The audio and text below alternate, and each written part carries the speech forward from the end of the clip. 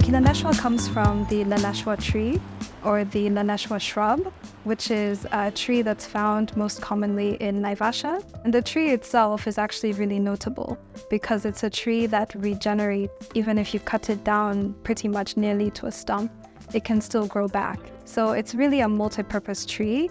And for me, I always think when I think about the history of Kileleshwa, I feel it's quite symbolic. The idea of this tree that's kind of been cut down and still grows regardless, because I think Kileleshwa kind of started as an area that was cut down by a lot of colonial oppression, and it has kind of been able to grow into now the area that we know today.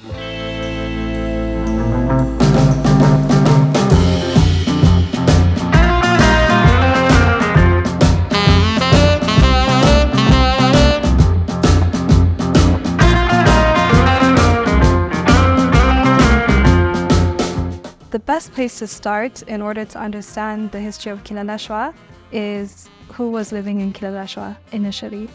So in the early 1900s, you had a lot of different African communities living in Kileleshwa.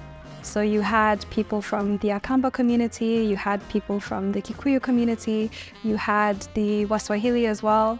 The Waswahili were said to have migrated up from an area called Shungwaya, which is near the Tana River.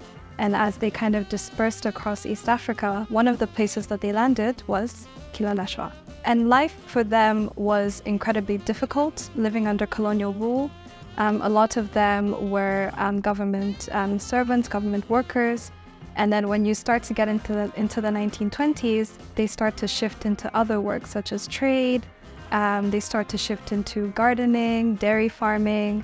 And so that's really the background as to who was living in Kileleshwa initially. It was difficult for those people living there because they were living under a regime that was trying to push them out at all costs. And so one of the tactics that they would use was taxation. So you had something called the hut and pole tax. So the hut tax was something that was to be paid by each hut or each home.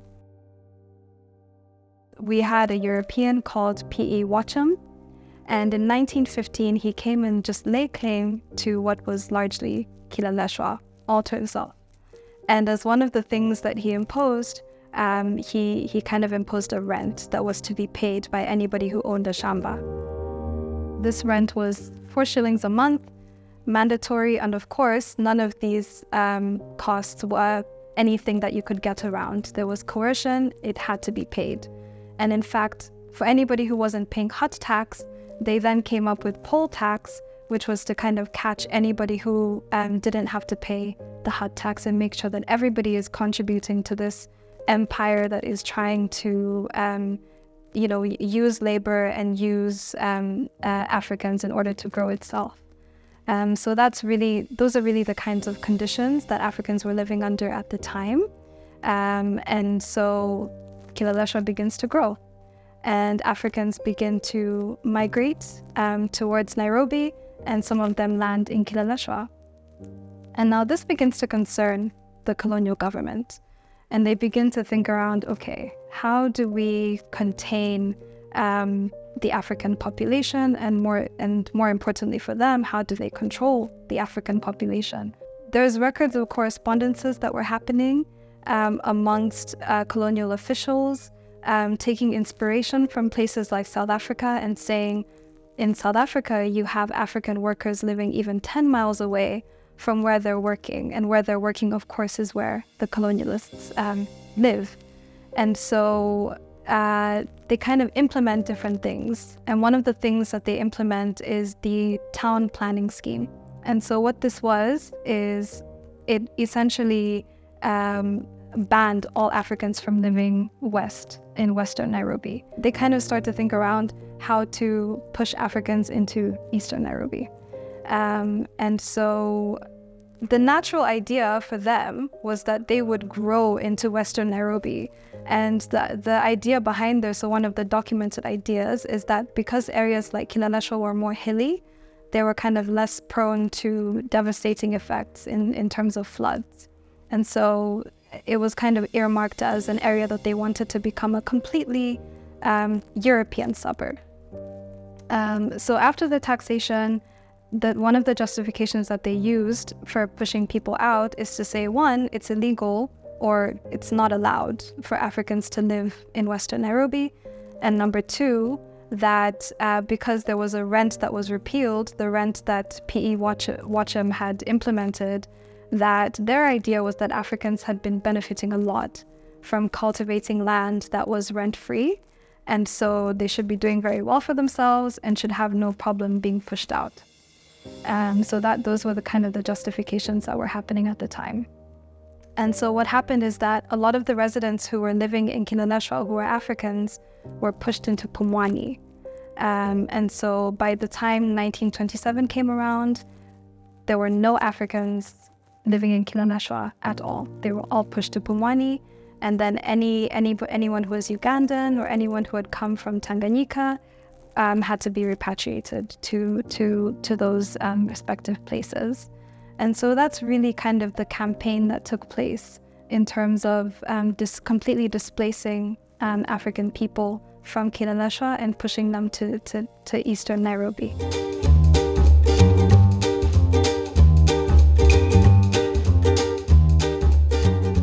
The Kileleshwa Ward Neighborhood Association it covers the Kileleshwa Ward. So anyone who lives or works within the Kileleshwa Ward, Kileleshwa Ward starts all the way from Waruku, comes all the way down into parts of Westlands, into Kileleshwa, parts of Lavington. There's a good map that covers and caters for all those who are living in there. We have street level, we have sub-village, and we have village levels. All of these things work together to form a very cohesive unit that will be able to carry all the issues that we face into now and turn them into government actions. So each one of us needs to be part and parcel of Kiwana. My business, Kileleshwa Medical Plaza, we are now doing 12 years offering health services, comprehensive health services in Kileleshwa. We do all kinds of services from health, from consultation we have doctors always here. We have a very well equipped laboratory to do all the kinds of medical tests, and a very well equipped pharmacy to ensure you get your medication. One major unique thing about the estates that is surrounded by similar class of estates all around.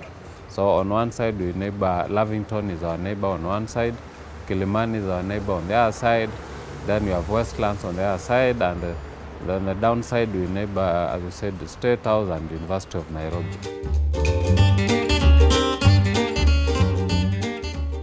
Formation of Kiwana, our resident association, has really helped us, even business sector, because anytime there are services, like especially provided by public, like whether it's Nairobi City County, whether it's Kenya Power, whether it's Nairobi Sewerage Company, anytime we have disruption of that and we want them restored as soon as possible, through Kiwana we are able to get to reach the relevant authorities and we get action done. So I think that's a major milestone as residents and business people. We formed Kiwana before people are suffering in silence without having to know. I mean, you don't have water for like a week or another. You don't know who to call and all that until we came together and formed Kiwana.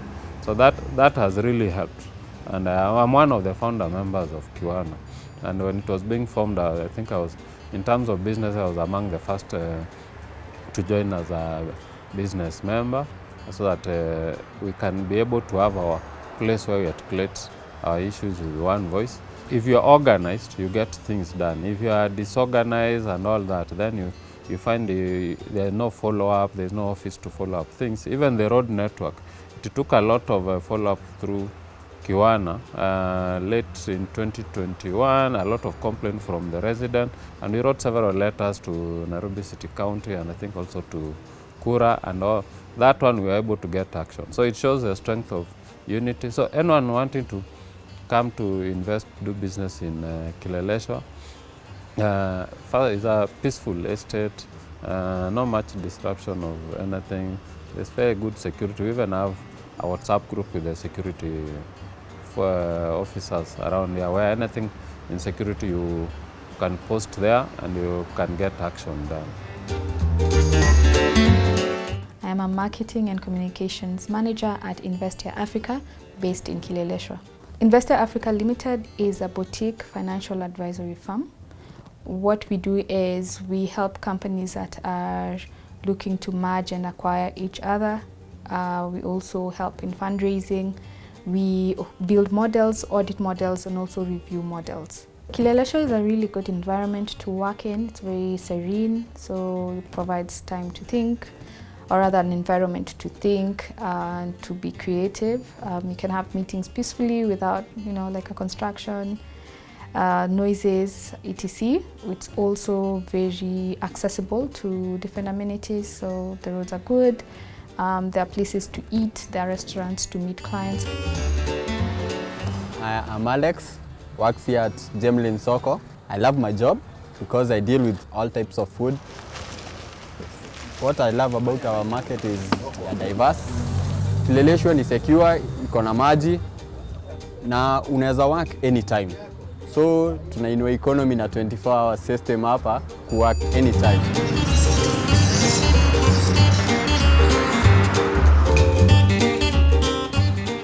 Hapa Kileleshwa karibu 2 years imeisha.